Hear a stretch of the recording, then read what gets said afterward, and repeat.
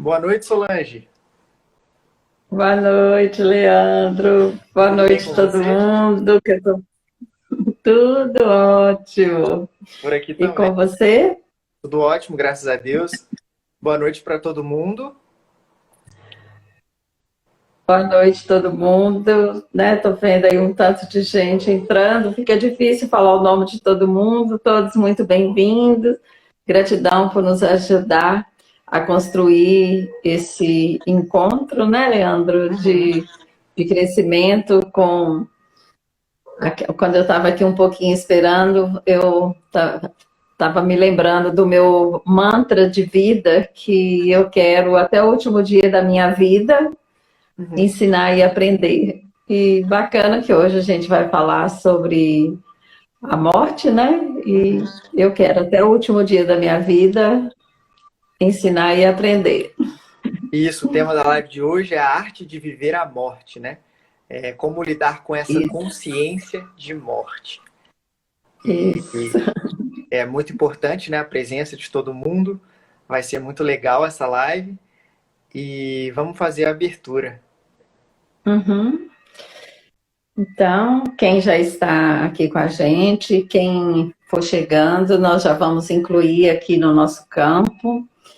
Vamos fechar nossos olhos, conectar a nossa mente com o nosso corpo, abrindo assim a nossa mente que fica vazia, porque o corpo está processando tudo que precisa, e abrir a nossa mente para que possamos conectar com o campo da inspiração, com o campo vibracional, espiritual, com os nossos ancestrais amorosos, com os mestres, guias, que eles possam, neste momento, trazer para nós a intuição necessária para que possamos cumprir o propósito desse nosso encontro, dessa nossa live encontro, que é aprender e ensinar. Que possamos, quando no final, sairmos acrescidos com a sensação de plenitude. Que assim seja. Arro. Arro. Muito bom. Eu gostaria de fazer um comentário. Eu até ouvi isso com uma xamã ontem. Ela falou o seguinte, que a nossa primeira ancestral é a Terra. Essa é a nossa primeira ancestral. E eu nunca tinha ouvido isso, foi a primeira vez que eu ouvi sobre isso e é bem interessante, né? Porque a gente fica pensando nos antepassados, a gente pensa só em seres humanos, né? E o nosso primeiro é a Terra, é a Mãe Terra. É através dela que a gente teve a possibilidade de encarnar nesse plano material. Se não fosse ela, a gente não teria essa oportunidade. Então, para que a gente possa Isso. cuidar dela, né? Para que a gente possa entender ela como um ancestral. Uhum, isso. É bacana, e com os xamãs a gente pode despertar mais em nós essa consciência de cuidar da Mãe Terra. E vira um trabalho paralelo, né? Porque a nossa mãe, ela é um instrumento da vida poder manifestar para nós, né? E nesse campo todos somos parentes, todos somos irmãos em relação à nossa grande mãe, que é a Terra.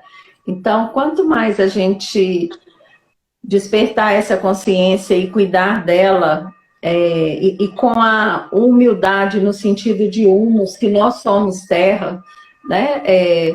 Mesmo quando a gente pensa assim, ela não é um ser humano, mas ela é muito mais do que um ser humano.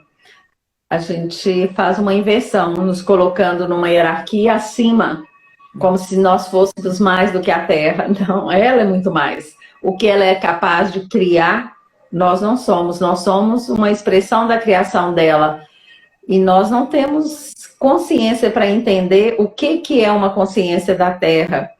E na nossa infantilidade, né, a gente acha que nós somos mais do que ela. Uhum. É meio parecido que às vezes quando dentro do campo da ancestralidade a gente trabalha para perceber, né, para tomar a consciência que os nossos pais, os ancestrais são sempre maiores do que nós, né? E junto com isso, essa distorção da nossa consciência. Por isso que tem um embate da cultura indígena que para eles, assim, não faz o menor sentido como nós relacionamos com a terra. Por exemplo, a posse da terra para eles é algo que não faz sentido. É tipo assim, como assim eu vou possuir a minha mãe? Ela é nossa mãe, né? Então, bacana a gente começar trazendo isso. Uhum. Solange, e eu gostaria de falar uma frase que é do Bhagavad Gita, né? Que é um dos textos de autoconhecimento hindu, o livro Bhagavad Gita. E Krishna nos ensina no Bhagavad Gita que para a nossa alma não há nascimento e não há morte. Então a gente vem, a gente encarna nesse plano, a gente passa essa temporada aqui e a gente acaba se esquecendo de que a nossa alma é eterna, né? Como que você Uhum, vê essa questão da morte? uhum. É, primeiro, assim, até antes de falar da questão da morte, quando a gente pensa nessa dimensão aí que a vida é eterna, ela é além do nascimento e da morte, dentro até da psicologia transpessoal, o que que a gente vê, o que que nasce e morre é o nosso corpo físico e o nosso ego. E o ego, nós temos que matá-lo com a consciência. O corpo físico, ele tem uma consciência inata, que é maior do que a consciência da mente, a consciência do ego. Fazendo analogia com a questão da Mãe Terra, né? Nós desqualificamos o corpo, a sabedoria do corpo, a consciência do corpo, achando que a consciência da mente é maior do que a consciência do corpo. O corpo sabe morrer, né? O corpo sabe nascer e sabe morrer. Ele se entrega para a vida e se entrega para a morte. O nosso ego tem um medo, né? Desse nascer e desse morrer. Então, quando a gente vê as religiões, de modo geral, dizendo dessa questão que a gente sobrevive à morte, né? Eu entendo que é por aí. Apesar de que a gente mergulha nisso aí, algumas pessoas que têm uma visão muito ampla, elas têm isso aí como uma certeza absoluta. Eu não tenho uma visão muito ampla, eu tenho sensações, para mim é uma possibilidade, e, e dentro dessa possibilidade, indiferente dela ser uma certeza ou não, eu vivo como se isso fosse uma certeza, mas ao mesmo tempo sem um apego do que vai acontecer, do que é ou do que não é após a morte. Eu, eu acho que a gente viver a cada dia bem é fazer uma viagem sem saber o que vai acontecer no final da viagem, na volta da viagem, se é volta, o que for que seja. De toda maneira, tudo que a gente vê que se diz da necessidade da gente viver bem, mesmo que em sentidos de religião, para não morrer com culpa, não precisa ser para pensar na vida que vai ser depois. Isso se torna valioso e importante aqui mesmo, para a gente ter paz, alegria, né? Aceitação, né? Sim. Então, acho que quase todas as religiões, eu vou dizer quase todas, porque eu não conheço todas, concordam tem uma crença de uma forma ou de outra sobre a vida após a morte, né? Algumas acham que começa quando a gente nasce, mas que continua depois, né? Algumas acham que já começa antes da gente chegar, mas eu não me incomodo muito de ficar pensando sobre isso e querendo ter essa certeza.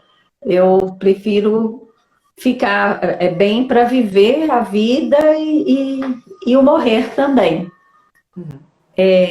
Mesmo que eu não saiba o que vai acontecer do lado de lá com uma certeza. Às vezes, meu marido fala assim, quando a gente morrer, vão combinar da gente encontrar do lado de lá? Eu falo assim para ele, olha, eu não faço contrato nenhum pro lado de lá, porque eu não sei o que é o lado de lá. Não se trata de não querer, e nem de querer, de estar entregue para viver o que tiver que viver lá, né? Se tiver um lá. Sim. Né? Então, assim, eu não quero ir com promessas e nem com bagagem nenhuma. Eu quero colher todas as bênçãos dessa vida e se tiver essa vida do lado de lá, também eu quero ir aberta para colher todas as bênçãos e sem nada de um apego, né? Acho que a gente tem que viver bem aqui, tudo que a gente tem para viver, e inclusive viver nessas duas dimensões, que é o desapego, e esse desapego, no sentido assim, quando eu vou despedir das pessoas, eu tanto consegui despedir para eu fazer a minha passagem, se eu quiser usar esse termo, ou eu ir para a minha morte, como me despedir da morte das pessoas que eu amo. Né? Com um trabalho interno, assim, de que o que eu vivi com essas pessoas é o que eu tinha que viver e conseguir construir a minha vida, né? Desenvolver a minha plenitude, que eu posso traduzir a plenitude com a minha capacidade de viver o amor.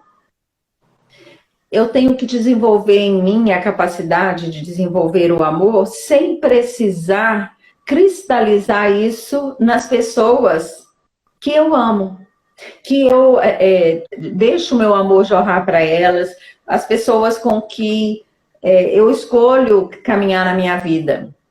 Eu tenho que fazer um exercício o tempo todo de poder estar plenamente com as pessoas, que é mais ou menos o que a gente fala assim do grande trabalho da meditação que a gente viveu aqui agora. A mesma questão nos nossos relacionamentos. Se ele tá bom agora, eu vou viver ele bem agora, eu vou viver ele bem amanhã, todos os amanhãs que eu tiver, mas sem precisar criar uma relação de uma memória de sofrimento se eu não tiver mais. Né? E isso a gente treina até em questões da nossa vida também, dos relacionamentos que a gente tem na vida, às vezes relacionamento até com objetos, com uma casa, com as pessoas, é claro, né? Mas a gente cria muito apegos, né? Que eu tenho que me trabalhar para viver essas minhas relações aqui no meu coração e deixar as coisas irem, né? É um exercício o tempo todo de estar aberta nesse fluxo, igual a vida, né? No sentido, se a gente considerar a vida num sentido maior, que pessoas entram e saem da vida o tempo todo, né? Eu preciso me trabalhar nesse sentido. E ficar leve nisso não significa uma falta de amor para o outro. Né? Se eu amo uma pessoa e se essa pessoa ela precisa ir, está na hora dela ir, né? Se eu transformo o fato dela ir num sofrimento porque eu estou sofrendo, né? Significa que não era totalmente um amor, tinha ali uma codependência, um apego. Uhum. Claro que a gente escolhe as pessoas que a gente vai conviver, e quando ela precisa ir embora, tanto na morte ou por outras razões, eu vou ter um momento de luto e muito necessário de viver, mas com a consciência assim, olha, eu estou vivendo um luto, eu sei inclusive que ele tem fases e ele vai passar, porque eu também não posso fazer a negação do luto, né? Porque faz parte da nossa experiência humana viver esse luto, tanto das pessoas, da mesma maneira para os objetos, para as nossas casas, né? Assim, às vezes você tem uma casa que você gosta muito, um lugar que você mora que você gosta muito, e quando você tem que mudar dali é muito sofrimento. Mas se eu tenho isso trabalhado em mim, eu vou acolher a minha dor sem precisar fechar meu coração, vou sentir aquela dor com essa consciência que eu posso deixar. Eu suporto sentir essa dor e eu sei que ela vai passar. Então, para a gente conseguir lidar com esse momento da morte de uma forma mais leve, eu preciso fazer esse exercício. Quando o meu marido me disse assim, vamos combinar da gente encontrar do lado de lá, talvez se ele tivesse me feito essa pergunta há uns anos atrás, eu ia querer fazer esse acordo com ele, né? Então, quando hoje eu não faço, não é porque ele não é mais importante para mim. Ao contrário, né? Assim, são 40 anos de relação, são muitas conquistas, é muita coisa que a gente vive junto, que provavelmente, quando a gente tiver que fazer essa separação, vai ter um momento de luto grande. Mas, como eu tenho essa consciência que eu vou viver esse luto, né, que é a minha dor, mas que ele vai estar livre para seguir o caminho dele, se foi ele que foi ou se é ele que ficou, isso me dá uma leveza, assim, de não ter, assim, nossa, eu não dou conta de te deixar. Uhum.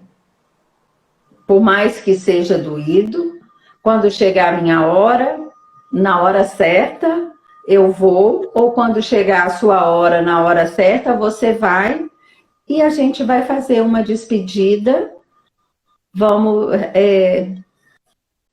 com maturidade, eu acho que a palavra seria essa. Uhum. E falando isso, sabe, Leandro, eu acho que a gente entra no que mais me motiva para essa live, que é algo na nossa cultura, que é muito importante a gente estar falando, refalando, para a gente ressignificar a nossa maneira de lidar com a morte. Uhum. Outro dia eu estava assistindo uma palestra do Ayrton Krenak, ele disse assim, eu não sei por que vocês vocês não aceitam a morte. Qual que é o problema de morrer? Ele falando assim com tanta naturalidade, né? E na cultura dos índios eles lidam com essa questão, né? Assim, se não está bom para viver, por exemplo, né? Os idosos, eles esperam, ficam ali, entregam de volta para a Mãe Terra, né? Assim, para eles é natural se essa pessoa não está mais apta para viver, se ela não tem mais o que viver, assim, olha, vamos entregar aqui para a Mãe Terra, vamos fazer um ritual, né? Então, para eles, assim, a morte faz parte. E eles têm a crença no mundo dos ancestrais, vai morrer, vai voltar para o mundo dos ancestrais. E quando chegar a minha hora, na hora certa, eu vou me encontrar com eles lá, né? Então, além da alma ter evoluído, né, a Mãe Terra vai transformar essa matéria em nova vida, né? Isso, né? Essa matéria aqui é a Mãe Terra transformada, né? Então, quando eu volto essa matéria para a Mãe Terra, vai virar ali matéria-prima para novas vidas, um eterno movimento de nascer, morrer, reproduzir, né? A natureza o tempo todo faz isso. E nós queremos pular essa fase do morrer. E não tem como. Então, o que a gente consegue com essa negação da morte, né, é transformar a nossa vida em mais sofrimento. Eu trabalhei alguns anos com terminais. E eu lembro, assim, que às vezes a gente fazia reunião junto com os médicos e a gente percebia o tanto que era solitário para o doente que estava terminal, porque ele fingia para a família que ele não sabia que ele estava terminal, e a família fingia para ele que não sabia que ele estava terminal. E nessa maneira, assim, olha, não tem uma despedida, não tem a condição de quem está indo falar assim, olha, eu estou com medo, ou quem está ficando fala assim, olha, para mim vai ser muito difícil ficar sem você, outras coisas mais, assim, ou então dizer assim, coisas que eu gostaria de ter dito e não disse, como está todo mundo fingindo que não está acontecendo, né? Essa despedida não acontece. E é algo que nós precisamos ressignificar. A gente pode ver, assim, em várias culturas, o quanto isso é diferente. A gente vê em filmes e mais filmes. Outro dia, eu fui rever aquele filme Love Story, que tinha anos que eu não via. Acho que foi até lá no grupo dos amigos evolutivos que alguém postou, eles velhos, né? Aí me deu uma vontade de rever, eu nem lembrava mais do filme. E ela teve câncer, né? Um casal altamente apaixonado, e estava lá, os dois vivendo aquele momento de despedir, com toda a dor, mas ele esteve ali do lado dela, ela consciente que ela estava indo, ele também, o pai, todo mundo ali, assim, assistindo, vivendo aquele momento da morte. Né? Você falou dos pacientes em estado terminal, e aí eu lembrei de um caso que um médico, um psiquiatra que eu acompanho no Instagram, ele comentou que ele trabalhava com pacientes terminais, e aí ele chegou para um paciente, já sabendo que ele estava no momento da passagem, né? E ele falou, vamos rezar um Pai Nosso. E aí ele quis mostrar com isso que até o último momento a gente pode se perder, né? E aí ele falou pro cara, vamos rezar um Pai Nosso. E aí o cara falou assim, não, eu não vou morrer, não. E aí ele falou assim, já está chegando a hora, vamos rezar um Pai Nosso. E aí o paciente insistiu, ele não,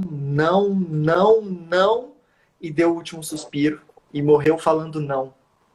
Né? O impacto que isso tem nessa passagem dele, né? Morrer negando, né? Morrer falando não. E a importância que tem da gente saber lidar com a morte, Solange, vai além da nossa morte, né? Vai para os entes queridos, que é eu também não dar trabalho quando alguém falecer, né? Eu ser alguém com quem contar, eu poder ser um apoio para minha família, né? Se alguém fez a passagem, eu tenho que estar ali como um apoio, eu tenho que resolver pendências burocráticas mesmo, pendências físicas, pendências, né, dessa passagem. Se eu ficar ali dando trabalho, se eu ficar ali lamentando e chorando e vivendo muito esse luto, e sendo uma pessoa que está dando trabalho, eles não vão poder contar comigo, né? Eles não vão poder contar com o meu apoio, com as resoluções que eu preciso trazer para esse momento importante. Né? É isso aí. Né? E o primeiro passo para a gente conseguir fazer isso é estar na aceitação e sabendo que a morte pode chegar para nós, para as pessoas que a gente ama a qualquer momento. Né? Mas a gente uma coisa é você ter aquela tristeza, viver o luto, principalmente quando é uma morte prematura, por um acidente que nos pega de surpresa. Né? Então, é um momento de muita dor, mas não o que a gente faz. Esse exemplo que você deu aí, né, dessa pessoa que o médico estava dizendo que ele estava morrendo e ele disse não, mostra o quanto na nossa cultura nós não aceitamos a morte. Né? É como se a gente quisesse que ela não fizesse parte. É interessante, sabe, Leandro? Eu estou pensando uma coisa aqui agora que eu nem tinha pensado. Na nossa cultura, a gente vê a dificuldade que nós temos de entregar os nossos filhos para eles, para o adulto deles, né? Assim, é uma cultura que a gente mantém os filhos no lugar de filho muito tempo, assim, e até com uma culpa. Nossa, como assim eu não estou mais fazendo a função mãe? É como se fosse errado eu desapegar, entregar o filho assim e não sentir falta dele. Não sentir falta não significa que eu não amo, mas eu não preciso dele para dar um sentido para a minha vida, para preencher a minha vida. Né? Se eu fico esperando que os meus filhos cumpram isso na minha vida, eu não estou aceitando, né, uma situação que é um tipo de morte do meu filho, no sentido da dependência. Ele vai crescer e ele vai embora, no sentido da autonomia dele. Então, eu tenho que viver esse luto, né? Às vezes a gente vê mães, pais, mães principalmente, nós mulheres, né? Eu não tive filho para o mundo, os filhos são meus, né? Então, assim, pessoas que têm esse pensamento, elas acreditam que isso é um ato de amor, que assim, eu amo demais meus filhos e eu não vou abrir mão deles nunca. Né? Então, se eu não mudo essa minha consciência, eu vou para a questão da morte da mesma maneira. Essas pessoas também vão dizer que não aceitam a morte. Às vezes chega gente no consultório com os pais com 80 e mais anos, ainda assim, num desespero, porque eu estou com medo do meu pai morrer, da minha mãe morrer. Né? Não faz sentido. Essa parte que está desesperada significa que a minha criança ainda está conectada. É bem provável que esses pais não me abençoaram para eu fazer a morte da minha criança e passar para o adulto. Né? Por isso que a gente faz aquela jornada que eu tenho lá no YouTube, da gente buscar a nossa criança e trazê-la para ser gestada no nosso útero de amor. Isso é fazer a minha autonomia, né? E se eu faço isso de verdade, eu consigo estar inteira para viver a minha morte, a morte das pessoas, e poder lidar com isso, com essa questão, com mais leveza. Uhum. Né? Eu não preciso, toda hora que eu for lembrar das pessoas que eu amo e que já foram, ter um sentimento de tristeza. Pode ficar uma saudade gostosa. Com o passar do tempo, eu vou curando a minha dor, porque isso não é amor, é a minha dor de perder aquela pessoa, e eu vou estar preenchida dela, lembrando dela, assim, com um sentimento de leveza, de amor, né? Uma pessoa que, para mim, tem isso muito forte, foi a minha avó paterna, que eu fui a neta mais velha, então eu tive um lugar privilegiado com ela, apesar que tem um tanto de outros netos que tiveram também, mas a minha relação com ela foi uma avó muito especial, muito especial. Eu lembro quando ela foi fazer a passagem, eu fui, ela estava ali em semi-coma, eu despedi dela e agradeci a ela por tudo que ela fez por mim, e assim, até pensando dentro da formação cristã dela, imaginando que ela podia estar ali naquele momento, católica, né, sentindo alguma culpa, e aquele medo do purgatório, né, que mais antigamente tinha mais ainda, e eu disse para ela que eu tinha muita gratidão por tudo que ela tinha feito por mim, que ela despertou um amor dentro de mim, ela me fez me sentir especial, ser cuidada, e que eu queria dizer para ela que se ela fez algo na vida que ela sentia uma culpa, que ela podia saber que estava equilibrada, porque o que ela fez para mim de positivo, né, assim, eternamente está aqui. Eu sei, quando eu penso nela, que me dá uma emoção, mas não sinto uma saudade assim, ai, eu queria minha avó aqui. Uhum. É difícil até de explicar. Eu não sinto falta dela estar aqui, mas ela está aqui, Sim. sabe? Eu consigo Né? entender completamente, porque eu tive uma experiência muito parecida. A minha avó paterna, ela fez a passagem tem 2 anos, e eu já tinha esse entendimento sobre a morte, eu já tinha entendimento sobre essa importância de honrar os ancestrais, de liberar as pessoas para evoluírem, né? Se ela está na hora de passar para outro plano, é porque ela tem essa condição, né? A inteligência divina entende que está na hora dela, então quem sou eu para querer questionar isso? E aí ela estava com Alzheimer, e eu fui na casa dela, e eu já estava sentindo que já estava no fim mesmo. E aí eu fui agradecer a ela, falei: vovó, muito obrigado por tudo que a senhora fez. A senhora fez tudo que a senhora podia, você fez o seu melhor, tá todo mundo bem, todo mundo vai ficar bem. E aí ela, já com Alzheimer, ela não sabia nem meu nome, né? Não sabia nem quem eu era e tal. E ela virou para mim e falou assim: que Deus te deu o dom da palavra. E eu achei muito bonito isso, sabe? Olha só. E acaba que às vezes tem conflitos familiares, né? E algumas pessoas morreram sem conversar com a minha avó. Então, às vezes elas falam assim: nossa, eu admiro muito, né, assim, a sua coragem, aquele momento ali que você teve presente, que você agradeceu e tudo, e pôde reverenciar ela mesma em vida, né? Porque é isso que você falou, a gente guarda isso no coração, né? Foi o meu último momento com ela, e foi um momento muito bonito, assim, muito especial, que eu nunca vou esquecer. E é exatamente isso, de não sentir essa falta, né? É lógico que você tem as memórias que você construiu, e de certa forma a gente continua ligado, né, na pessoa em outro plano. Eu não tenho contato físico mais, mas de certa forma o espiritual continua, né? A gente tem alguma forma de conexão e as memórias ficam. Mas é uma completude, né, que a gente sente. Isso. Né?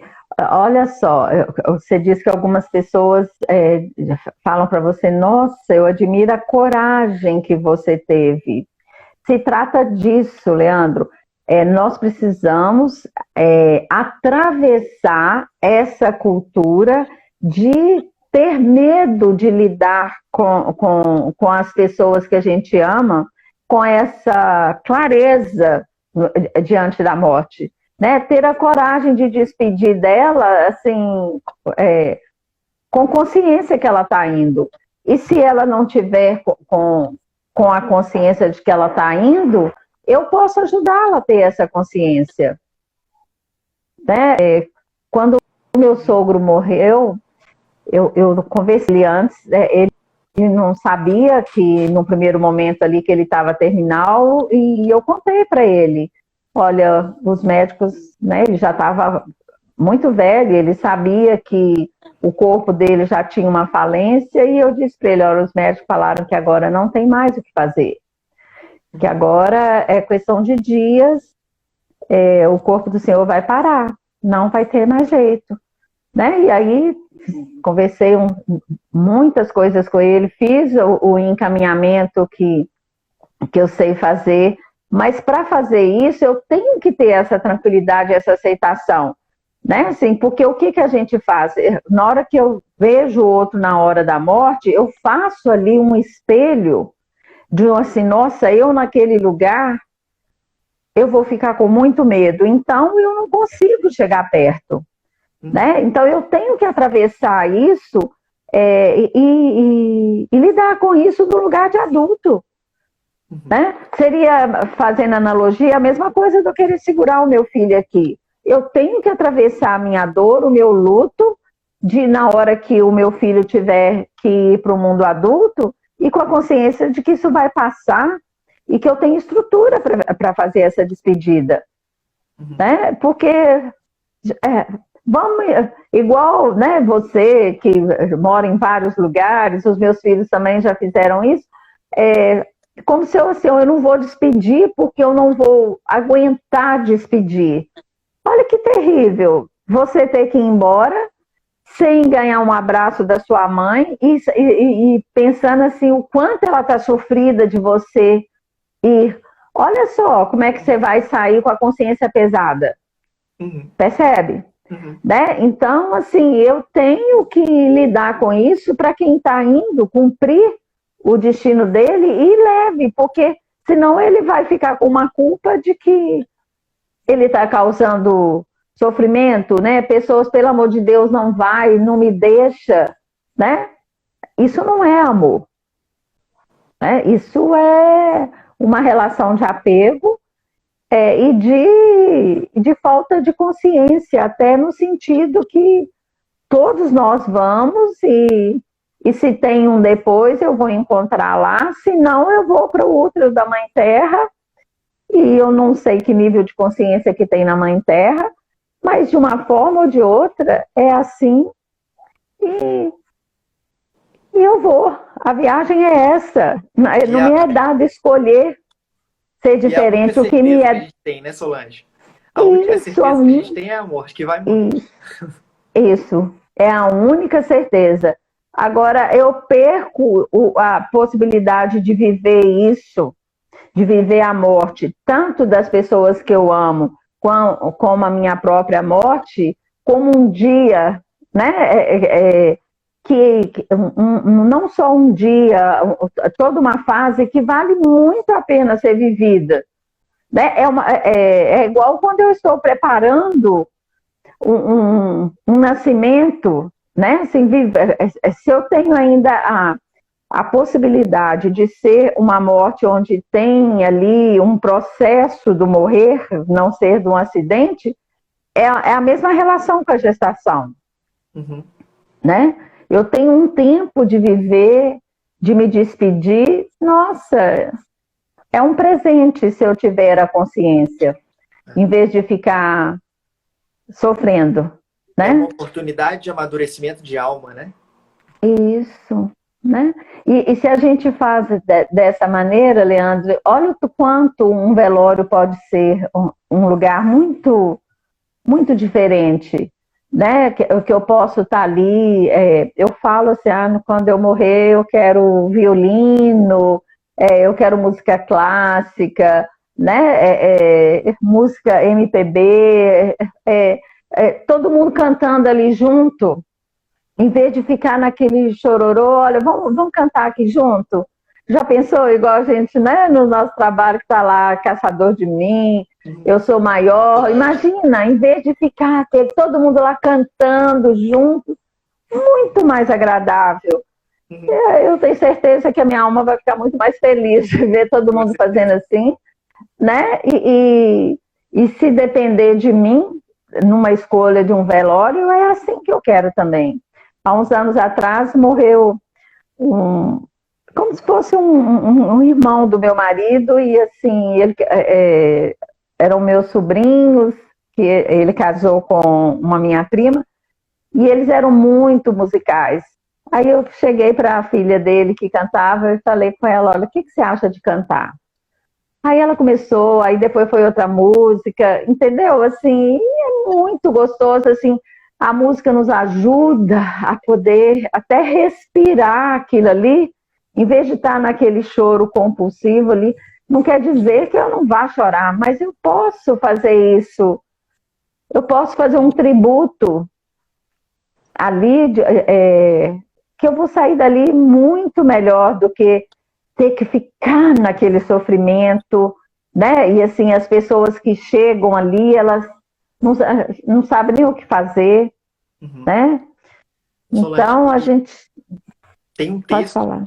que eu li, eu não lembro o autor, mas quando eu estava me preparando para a live, eu lembrei desse texto que me ajudou muito a entender sobre a morte, que ele faz uma analogia como se aqui fosse uma prisão, e aí, quando alguém morre, ela está liberta dessa prisão, né? Ela conseguiu atingir os pré-requisitos, vamos dizer assim, necessários, né? Ela conseguiu evoluir da forma que ela precisava para poder ir para um nível superior.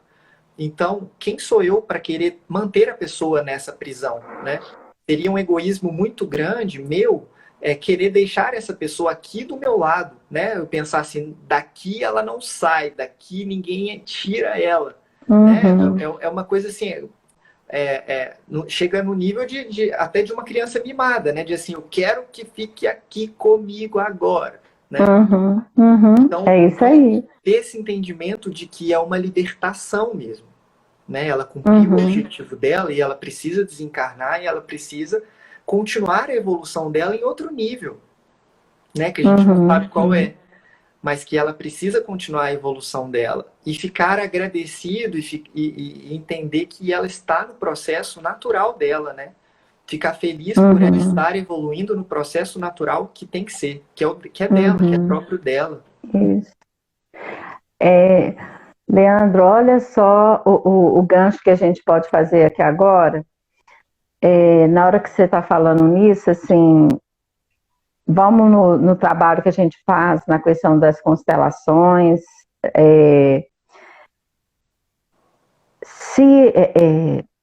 Tem dois níveis, né? Assim, tem o da própria pessoa que está indo no processo. Agora, o nosso, que quando nós não concordamos com a morte do outro, com o destino do outro, vamos botar, aqui vai estar no mesmo pacote, vamos pensar na questão dos escravos, né?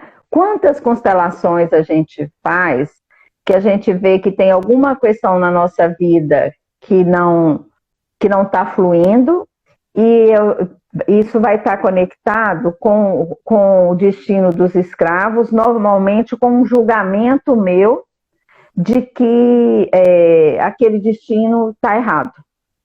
Eu sinto culpa quando eu olho, eu vejo eles olhando para mim com raiva, né? E aí, o que acontece? Quando a gente faz a constelação e ressignifica dentro de nós o destino daquela pessoa, eu liberto os escravos daquela prisão, isso aí que você está falando, a partir do momento que eu mudo a minha consciência.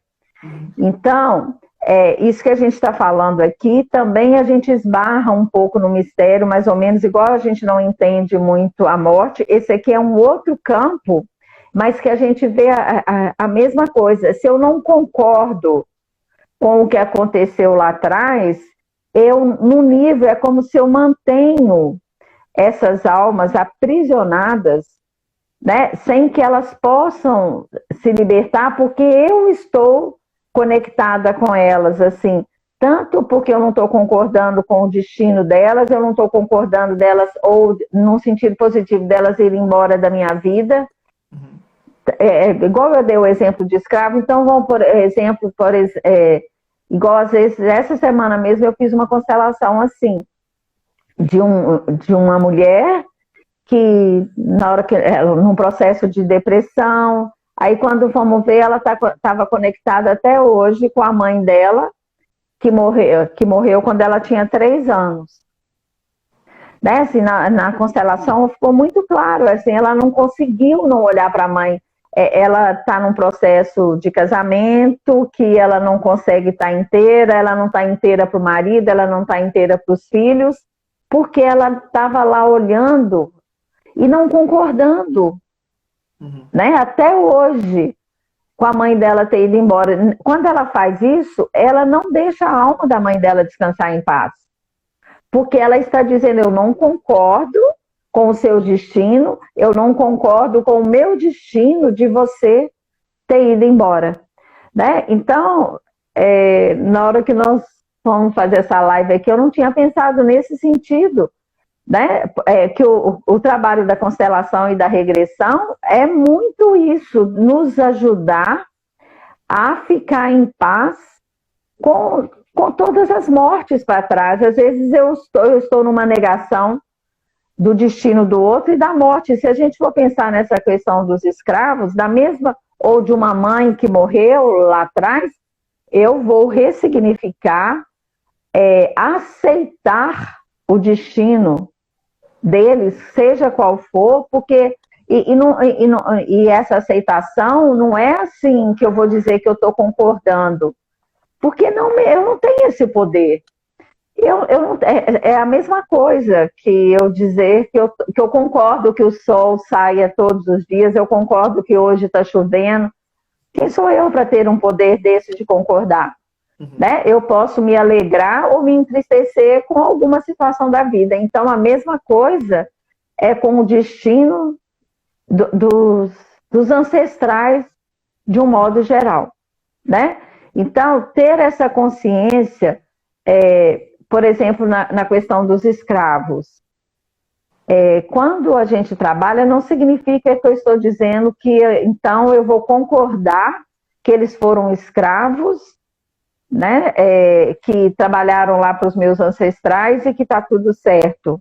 Não se trata disso, é de olhar com respeito, dar um lugar para eles, né, dentro desse inconsciente familiar, nós somos parentes, né, sem fazer uma desqualificar todo o sofrimento que teve ali, mas eu vou olhar para tudo isso e saber que eles estão libertos desse destino, como os senhores estão libertos, e eu deixo tudo isso descansar em paz. E recebo, né, tudo que eu tenho para receber do que eles viveram lá.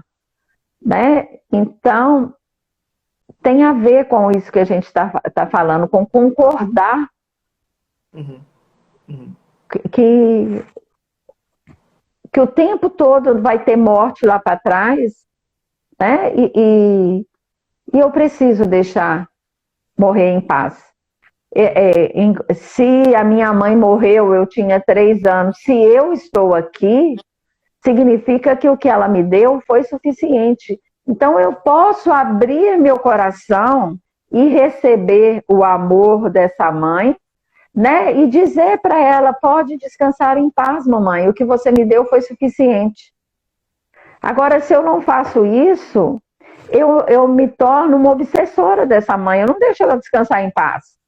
Porque eu estou dizendo para ela, entendeu? Né? Então, assim, eu faço mal para mim e para essas pessoas, e aí a gente cria, dentro do que a gente vê nas constelações, esse campo, é nisso que a gente fala assim, que o ego não morre. Né? Eu preciso dizer para o ego, morra. Né?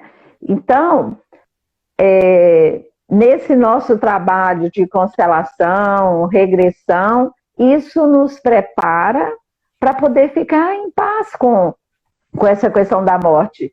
Né? Para mim, isso foi acontecendo de uma forma, porque o dia inteiro eu fico ajudando as pessoas que já estão mortas a acabar de morrer.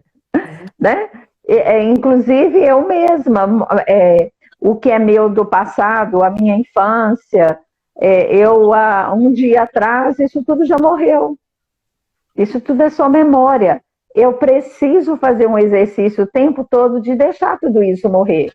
Né? Se eu estou sofrendo aqui por algo que aconteceu uma semana atrás, eu estou sofrendo na minha memória.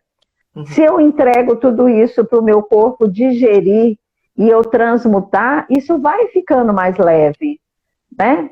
Não tem virtude nenhuma em eu ficar remoendo o passado e ficar, eu tenho que sofrer. Né? Tem uma oração linda de Santo Agostinho, né, que diz isso como se fosse um morto dizendo, lembre de mim com alegria, lembre de mim nos momentos das risadas, falem de mim de uma maneira leve, não ponham um tom solene para falar de mim, né? Depois da morte. É mais ou menos isso, né? sim. E tem um ponto importante que eu lembrei, que é nesse entendimento, né, da nossa própria morte. Quando, por exemplo, para eu pegar um objeto, para eu pegar um telefone, ele tem que ter uma forma, né? Se esse telefone fica mudando de forma o tempo inteiro, eu não consigo pegar esse telefone. Então, assim, quando eu medito a minha morte, quando eu medito sobre essas coisas da morte, eu estou dando uma forma para a minha vida, né? Eu dou uma forma para a vida. E com isso, eu consigo quantificar a validade da vida. Eu consigo aproveitar mais o momento presente, porque eu tenho a consciência de que eu vou morrer. Aí eu paro de procrastinar, aí eu paro de perder tempo com coisa que não tem necessidade, aí eu foco nas coisas que realmente importam, aí eu foco no meu desenvolvimento, aí eu foco nas virtudes. Então, é importante, né, meditar sobre a morte. E isso que você está falando é interessante. Uma das formas da pessoa entrar na negação da morte é ela estar sempre procrastinando alguma coisa. É como se ela tivesse com isso controlando a morte. Ela está sempre fazendo um projeto para depois.